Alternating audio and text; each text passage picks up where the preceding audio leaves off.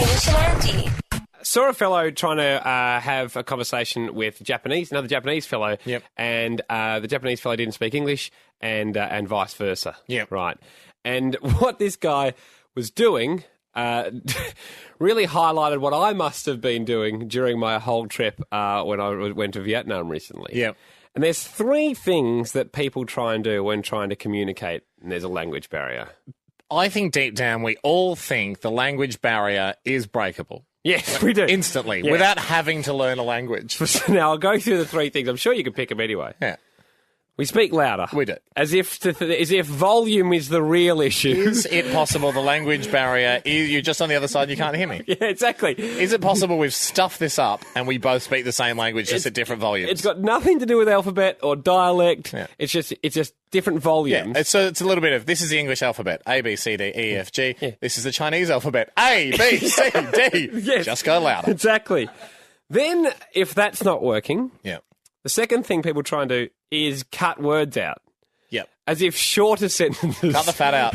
Shorter sentences... Let's just as hit the biggies. As if the person you're speaking to doesn't have enough memory to compute a full sentence, but if you made it shorter, that would definitely cut. Yeah. For instance... Just give me the highlights. Yeah. If I would have, may I please have a beer, Yeah. it would turn to, I please beer. Beer, beer, beer. I please beer. It pleases me. It's a good system.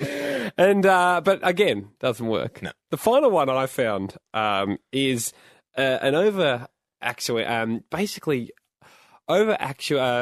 accenting expressions. Yep. Like basically, what would normally be a normal smile when you speak to someone. Yeah. You've got to show that you're really happy. Oh, hilariously happy. How funny is this that I want to know where the museum is?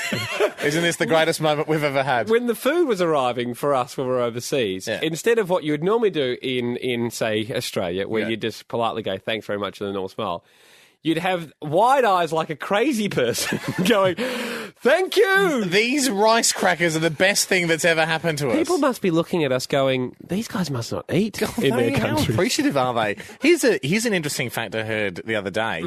Germany, and I'm sure we'll get people writing in to correct me on this, but I'll go for it anyway. Germany is one of the only countries in the world that doesn't use laughter to fill a space. To fill a silence. What do you mean? So, if you're talking to someone and there is a language barrier and you don't know what's going on, you'll go, isn't this funny? Look at us crazy people from another country trying to communicate. Yeah. So Germans have this reputation for having no sense of humour. Because when that happens in Germany, it's just not part of the culture. They just go, yep. They'll just stare you out. They don't. It's like it's a thing. It's a German thing that they won't laugh to feel awkwardness. But it's such like in Australia and America and the UK. It's like our go-to move. As soon as something's not working, isn't this hilarious? I don't know what's going on. I'm innocent. Please don't arrest me. But there's The Germans. the Germans. They are serious folks. We're going to get complaints for that. Hamish and Andy driving home. Hamish and Andy.